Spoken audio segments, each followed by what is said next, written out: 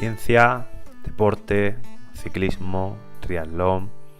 Esto es Rain for All, tu podcast de referencia. Hablando de presiones de neumáticos de mountain bike, seguro que vosotros habéis tenido diferentes experiencias.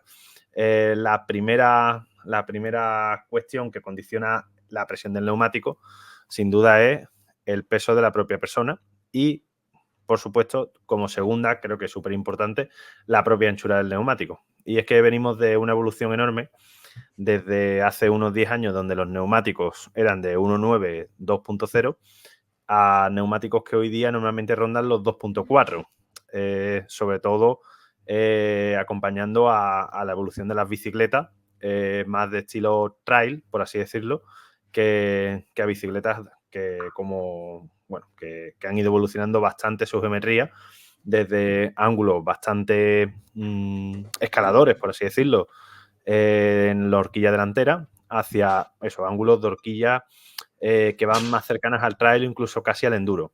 Esto ha provocado, evidentemente, que haya pérdida de tracción en la rueda delantera, y una de las formas con la que se ha compensado es, como no, con un taqueado un poquito más oneroso y sobre todo con un neumático un poquito más grueso. No solo es por eso, evidentemente no solo es por eso, también es porque se ha comprobado que ese tipo de ruedas, pues al final proporcionan un poco más de seguridad al común de la población y también, por supuesto, a la gente que compite a nivel mundial. De hecho, si no fuera así, no veríamos este tipo de neumáticos en la Copa del Mundo, por ejemplo, en mountain bike, o incluso en corredores de Copa del Mundo, pero en este caso de maratón o de pruebas por etapas tan relevantes como la KKP. Vamos ya con las presiones como tal, después de introducir eso. Y bueno, aunque yo os explique un poquito, sí que hay un enlace que me gustaría pasaros, que además lo recordé perfectamente porque lo había visto el año pasado, que es este que os dejo por los comentarios, y que lo voy a mostrar aquí en pantalla, que es de la página de GMTV, que es una de las más famosas de aquí de España, del amigo Ismael Ventura, donde recoge un poquito un cuadro con presiones de neumáticos. Esas recomendaciones son muy genéricas, evidentemente. Todo va, como habéis podido comprobar, depende un poquito del peso y también del balón de la rueda. Pero hay cosas también que hacen que estas presiones del neumático puedan cambiar un poco. Y es que, como habréis podido comprobar, hay bicicletas que vienen con ancho de perfil de rueda de 23, otras de 25, otras de 27 e incluso las hay de 29 y de 30. ¿Qué implica esto? Porque un neumático 2.2 coge una anchura mucho mayor con un ancho de garganta de llanta de 30 que con uno de 23, por lo cual la presión no tiene que ser exactamente la misma porque cambia radicalmente la anchura que puede lograr el neumático. Evidentemente, aunque este cuadro está bastante conseguido, ya cada uno creo que debe de ajustar la presión también a su estilo de conducción, que sería sin duda un tercer punto muy importante después del peso y de la propia anchura del neumático. En el estilo de conducción nos vamos a encontrar con cuestiones tan importantes como, por ejemplo, si respetamos algo que ya hemos hablado en anteriores ocasiones, como echar el peso adelante en las bajadas. Gente que eche muchísimo peso adelante en las bajadas para apurar la tracción del neumático no va a poder llevar presiones tan bajas porque corre el peligro incluso de desllantar. Por lo cual, y es mi caso, por ejemplo, yo que suelo echarme muy adelante para poder tomar las curvas a alta velocidad, se lleva una presión excesivamente baja. Si vemos el cuadro, si alguno habéis entrado, yo peso unos 90 kilos, me correspondería con 2.2, que sería el estándar que había hasta ahora, pues 1.5 bares. Si yo llevo 1,5 bares, os aseguro que me da una inseguridad enorme porque me da la sensación de que voy a llantear y por lo cual me voy a caer. En mi caso, yo elijo presiones un poquito más altas, precisamente por el reparto que hago del peso cuando voy encima de la bicicleta. También hay casos opuestos. Por ejemplo, conozco gente con 55 kilos, en este caso chicas, que llevan en torno a 1,1 bares, incluso menos en ruedas de 2.2. Incluso por debajo de un bar. Muchas veces hasta 0,9 y 0,8 dependiendo del circuito. En este caso son gente que a lo mejor no apura tanto el echarse hacia adelante, y por lo tanto no tienen ningún peligro de llantar de rueda delantera, más bien en todo caso de trasera. ¿Qué hacen? Que la rueda trasera sí que la inflan un poquito más para que no tener problemas con este aspecto. Como siempre, mi recomendación irá más enfocada al tipo de terreno y al tipo de conducción que tenga. Peculiaridades con el terreno, pues, y esto seguro que a Sergio le suena porque hay una maratón por aquí muy famosa que siempre da quebraderos de cabeza con las presiones, que es Almonte. Almonte, seguro que alguno, a lo mejor no suena Almonte, pero sí que suena la aldea del Rocío, y bueno, que está cerca de la playa de Matalascañas, es una zona de arena, cerca de las marismas del Doñana, y en esa zona de arena, cuando se empezó a celebrar esa maratón hace ya muchos años, dieron la sorpresa varias personas de la zona. Claro, ninguno sabíamos cómo teníamos que poner las presiones de la rueda ni de la horquilla para poder circular rápido por la arena. Y gente que tenía muchísimo nivel se quedó asombrada porque había gente que aparentemente en otros maratones no andaban y de pronto en esa carrera nos pasaban como aviones por los lados. Y es que, claro, bajaron las presiones de los neumáticos en época de 26 pulgadas a 0,8, 0,9 bares de presión, con ruedas de 26 pulgadas y neumáticos de anchura de 1.8, 1.9. Es una barbaridad, pero claro, volaban por la arena. Incluso se paraban a llenar el neumático cuando sabían que la zona de arena se había acabado. Así que imaginaos hasta dónde llegaban las estrategias y lo importante que es la presión de la rueda dependiendo del terreno. ¿Qué pasa? Si el terreno, por ejemplo, es muy arenoso, eso facilitará que podamos llevar presiones bajas y no solamente eso, sino que además deberemos hacerlo.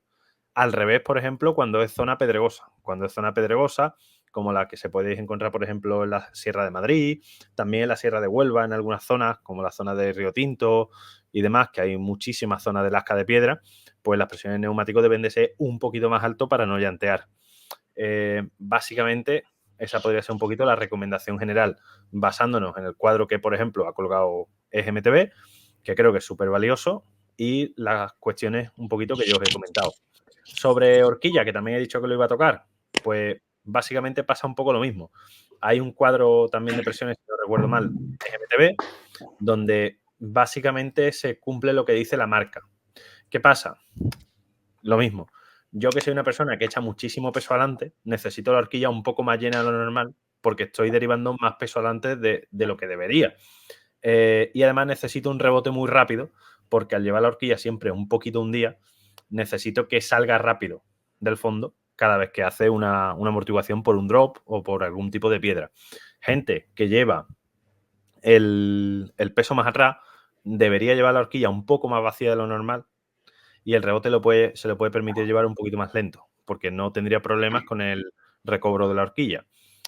Son cuestiones muy, como os digo, muy abstractas porque es complicado de comprobarlo si no estás en directo, pero creo que son recomendaciones bastante útiles según vuestro estilo de pilotaje.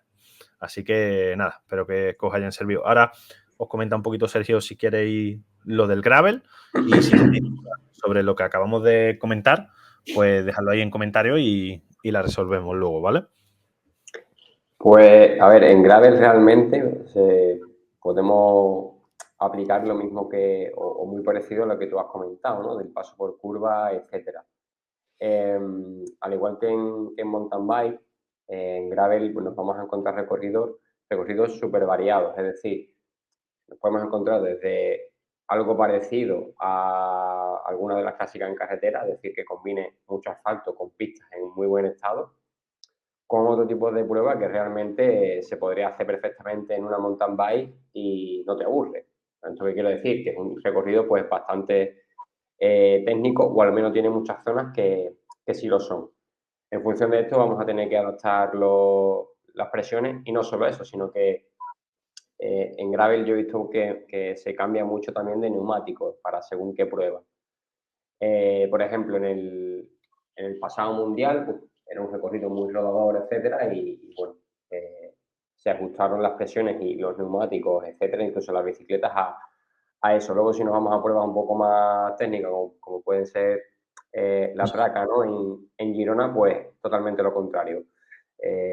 Taqueado más alto y la bicicleta adaptada a eso. Entonces, vamos a tener que adaptar principalmente a las condiciones que nos encontremos, pero es muy importante sobre todo el paso por curva también, ya que al final vamos a mucha velocidad normalmente en gravel y aunque sean pistas en buen estado, siempre suele haber pues ese terreno así suelto, ¿no? Que se suele decir. Como ha comentado José, lo ideal sería pues echar el peso hacia adelante para que podamos trazar la curva con la mayor velocidad posible y no tener que frenar tanto. También hay que tener en cuenta, yo por ejemplo es lo que uso, el mousse o el protector, digamos, de llanta en la gravel. A mí personalmente me gusta mucho porque al ser una cubierta tan más fina que mountain bike, al no tener suspensión sobre todo y al ir tan rápido por pistas y senderos, es muy común que pues, se peguen llantazos, que cojan una piedra mal, etcétera, y tienes el riesgo de rajar la cubierta o de pinchar. Entonces a mí me gusta mucho llevar el mousse porque te protege muchísimo. Esto, ¿qué tiene que ver con la presión de las ruedas? Porque si tú llevas un mousse al final vas a poder llevar la presión de las ruedas un poquito más baja sin tener tantos riesgos de destronar o de rajar o de pinchar, ¿vale? Entonces esto es algo que también hay que tener en cuenta. Por decir algo, pues yo normalmente entre 1,8, 1,9 así la solía llevar. Lógicamente hay que adaptarlo al terreno como digo, pero bueno, lo que es la teoría que ha explicado José es totalmente aplicable al gravel también. Ok, perfecto. Hombre, ya yo pienso, por opinión, no sé en carretera también si alguno quiere opinar o lo que sea, pero yo pienso que el estilo de conducción es clave para elegir la presión. Porque una persona que pilote demasiado atrás, como lleve una presión delantera excesiva, va a ir al suelo. Y luego hay gente que confía mucho en presiones bajas delanteras porque no es capaz de echarse hacia adelante. El error es pensar eso. Lo suyo es, primero, por supuesto, trabajar la técnica para saber echarse adelante y luego, pues bueno, llevar la presión lo más ajustada posible para que el paso por curva agarre lo máximo posible. ¿Vale? Os he dejado por ahí qué presiones usáis delante de RAP. Bueno, por si cada uno quiere compartir un poquito sus presiones. Y también estaría bien que dijerais, entre paréntesis, qué bicicleta lleváis, porque no es lo mismo usarlo en una rígida que usarlo, por ejemplo, en una doble, en un recorrido de 100, un recorrido de 120. Cambia también. No son cosas que no hemos comentado, pero evidentemente todo cuenta. Incluso, si me apuráis, si nos podríamos tirar hablando de esto 2000 horas, pero incluso hasta el drop, es decir, la diferencia entre el sillón y el manillar, contaría muchísimo. Si, por ejemplo, lleváis un drop excesivo, ¿no? Una persona, me voy a inventar una, por ejemplo, Nino Schurter, que lleva una potencia de 90 menos 45, con la potencia cortada a ras y que lleva una talla S de bici, ¿no? Esa persona lleva un drop enorme, probablemente 9-10 centímetros. Eso significa que su manilla está muy por debajo del sillón y muy cercano, entre comillas, a la rueda delantera, por lo cual lleva mucho peso delante, mucho peso delante, precisamente para compensar la cagada que ha hecho Scott con el ángulo delantero. Pero bueno, eso ya es cosa de eso es opinión personal, ¿no? Pero bueno, fundada, pero opinión personal. Y nada, básicamente ese drop afecta mucho a la presión que tienes que llevar de neumático. Si, por ejemplo, llevas un drop menos grande, es decir, un drop más cercano a cero, como lleva mucha gente de a pie, que prácticamente lleva el manillar a la misma altura que el sillón, o 2, 1, pues debería llevar una presión más baja para poder compensar eso. Él se podría permitir llevar una presión más dura de neumático porque lleva mucho peso sobre la rueda delantera y ya el neumático se expande lo suficiente como para coger tracción en casi cualquier tipo de curva. Así que nada.